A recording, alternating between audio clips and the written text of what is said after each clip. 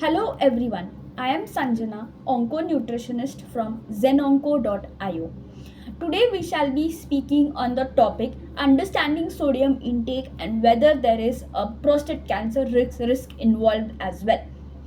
As we know, high sodium intake has been associated with various health risk factors, mainly hypertension, cardiovascular diseases and certain type of cancers as well. So though there is still research going on to understand that if there is actually a relationship between salt intake and prostate cancer risk, reducing salt in the diet can have health benefits also, and it can also help in lowering the risk of developing a prostate cancer. Let us look at some tips which are going to help us to reduce the salt intake and manage prostate cancer risk as well. So there are a lot of research studies being done to understand if there is a direct link between sodium intake and prostate cancer risk. Though the research studies as of now are limited, high salt has been linked to increased risk of other cancers and lifestyle chronic disorders as well. Excessive sodium intake can cause inflammation and oxidative stress in the body also. So what are the potential mechanisms which could be involved? So when you say high salt intake can also lead to blood pressure, and it can put a load on the kidney as well, right? And excessive sodium consumption can disrupt the cellular processes and promote inflammation as well. Now when inflammation has increased in the body, it can potentially increase the susceptibility to cancerous changes in the prostate gland. Now let us go and see what are some of the tips on how you can reduce salt in the diet. First of all, read food labels.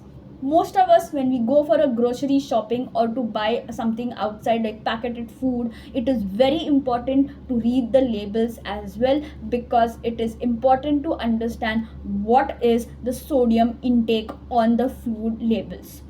So there are so many nowadays processed foods and ready to eat foods which have high salt in that. So let us see what is the optimal sodium intake or the sodium level which has to be there in the packeted foods as well. So when you go to a shop, what you can do is you can also read the ingredients labels, and you can compare what is the level of sodium in them, right? So it is very important to understand. Most of us don't know what are the optimal sodium levels which have to be there in the processed foods, right? So that is also very important. So the thing is, what we say is that it is very important to have foods which have less than 400 mg of salt as well. So it is very important that you check your food labels also when you go, if you at all you buy anything from outside, and then you can see which of the food products have a sodium of less than 400 micrograms, and then you can choose, because even packeted foods tend to have high in salt because it also acts like a preservation factors as well.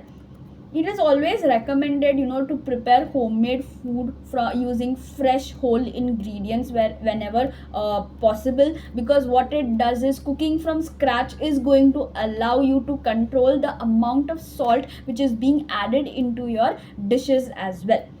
You can surely flavor your meals with herbs, spices, citrus juices, and vinegar instead of salt. So you can experiment with flavorful seasonings like garlic, ginger, turmeric, basil, rosemary, and even lemon zest, because all of these are going to enhance the taste of your food without adding extra sodium as well.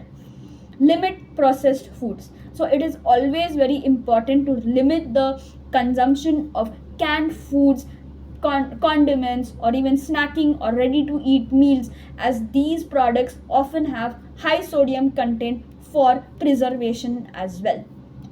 So that is very important. always focus on choosing a fresh produce. So incorporate plenty of fresh fruits and vegetables into your daily diet, because all of these, yes, do contain less of sodium, and they are surely rich in vitamins, minerals, and antioxidants that are going to help in supporting the overall health as well.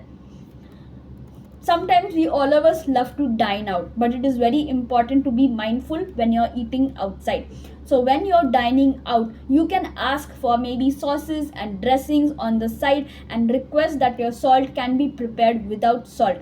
Food can be prepared without salt. So many restaurants are going to be helping in accommodating such dietary needs as well.